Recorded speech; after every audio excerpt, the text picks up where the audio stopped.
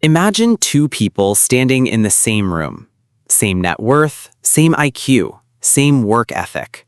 One of them will be worth $10 million in 20 years, and the other will be worth $10 billion. And the difference between them has nothing to do with their investment portfolio, their connections, their industry, or even their luck. It comes down to one single habit. A habit so counterintuitive, so psychologically painful, that most people physically cannot make themselves do it even when they understand it completely. My name is Nico, and I spend way too much time thinking about money. And today, I want to talk about the one thing that separates billionaires from millionaires, not philosophically, not theoretically, but in a real, practical, daily way that you can actually start applying to your own life right now. If this sounds like the kind of thing you want more of, hit subscribe and throw a thumbs up on this video because I put a lot into this one and I genuinely think it could change the trajectory of your financial life. So let me paint you a picture. You work hard for 15 years. You save aggressively, you invest consistently, you make smart decisions, and one day you wake up and your net worth crosses $1 million. You did it. You're a millionaire. And you know what most people do at that exact moment? They exhale. They relax. They start to enjoy the fruits of their sacrifice. They upgrade the car. They take the nicer vacation. They finally stop packing their lunch. And here's the thing. Nobody can blame them. Society literally celebrates this. You made it. You deserve it. Go enjoy it. But here's where it gets really interesting. The billionaire, the person who is going to lap you financially not once, not twice, but 10,000 times over the next 2 decades, they do something at that same $1 million milestone that feels almost pathological to everyone around them. They don't exhale, they don't relax, they don't upgrade anything. In fact, in many cases, they double down on the exact same restraint, the exact same intensity, the exact same almost aggressive discomfort with satisfaction that got them to that million in the first place. And I know what you're thinking. You're thinking, that sounds miserable. You're thinking, what's the point of making money if you never enjoy it? And honestly, that's the right question to be asking, because the answer to it is everything. The habit we're talking about today is what I call asymmetric discontentment. And before your eyes glaze over, let me break down exactly what that means and why it is simultaneously the most powerful and the most emotionally difficult financial habit that exists. Asymmetric discontentment is the intentional, practiced ability to remain deeply unsatisfied with where you are while simultaneously being deeply grateful for how far you've come. You hold both at the same time, dissatisfied and grateful, hungry and appreciative, uncomfortable and stable. Most people can only hold one. Either they're content, which kills ambition, or they're miscontented, which breeds anxiety, depression, and burnout. Billionaires have trained themselves to live in the tension between the two permanently, and not tension is rocket fuel. And here's the crazy part. This isn't accidental. It's a daily practice. It's a mental habit they return to every single morning. Jeff Bezos talked about this. Charlie Munger lived it. Sarah Blakely has said it in almost every interview she's ever given. They wake up and they treat today like the first day they're trying to prove themselves, regardless of what's already in the bank.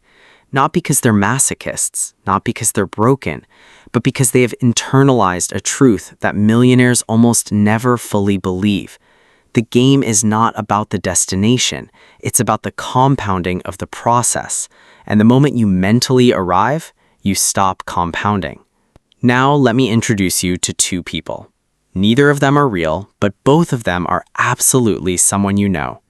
The first person is Marcus.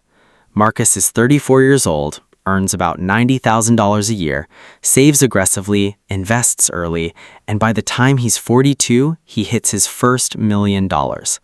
And Marcus does what Marcus has been dreaming of doing for 8 years. He buys the BMW he's been eyeing, he books a 2-week trip to Italy, he loosens his budget a little because he has earned it. Marcus is still investing, Marcus is still doing well, but in his mind, he has arrived. His identity has shifted from builder to preserver. And that one shift, that one quiet mental exhale, changes the entire arc of the next 20 years of his financial life. The second person is Diana. Diana hits the same $1 million milestone at the same age. And Diana does something that honestly confuses everyone around her, including her spouse. She keeps her used car for another 3 years. She keeps her apartment for 2 more years before upgrading. She doesn't stop enjoying life, but she redirects her sense of achievement inward toward the quality of her thinking, the scale of her vision, and the speed of her next move. Diana isn't suffering, Diana isn't miserable, but Diana has developed the habit, the genuine mental habit of treating each milestone as a launch pad rather than a finish line. 20 years later, Marcus is worth $4 million. He's comfortable, he's done well by almost any standard.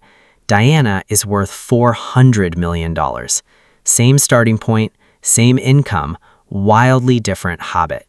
And before you say it, yes, the numbers involve different decisions, different businesses, different investments, but all of those decisions flow downstream from the same source, how you feel about where you currently are. Your financial identity shapes your financial decisions, always, every single time.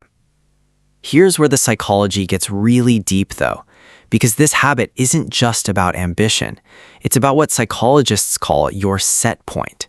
Your set point is your emotional baseline you return to regardless of what happens to you externally. Win the lottery? Studies show that within 2 years, your happiness returns to your set point. Lose your legs in an accident? Within 2 years, your happiness returns to your set point. Your set point is remarkably stubborn, and your financial set point, your internal sense of what you deserve, what's enough, what feels normal, is even more stubborn because it's reinforced every single day by what you see, what you buy, and who you spend time around. The problem for most people is that their financial set point rises automatically with their income. This is lifestyle inflation. And lifestyle inflation is the silent killer of millionaires. But here's the part that will blow your mind. Billionaires have almost universally found a way to decouple their financial set point from their financial reality. Warren Buffett has lived in the same house in Omaha since 1958. He bought it for $31,500. He is worth over $100 billion.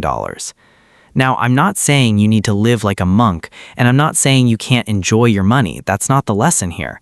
The lesson is that Buffett's set point, his internal sense of what's normal, what's comfortable, what's enough, never got updated by his bank account. His financial identity stayed hungry because he never let his lifestyle do the convincing for him. And that gap, that space between what you have and what feels like enough, that gap is where all the compounding lives. Most people spend their entire lives trying to close that gap by accumulating more. Billionaires spend their entire lives learning to keep that gap open.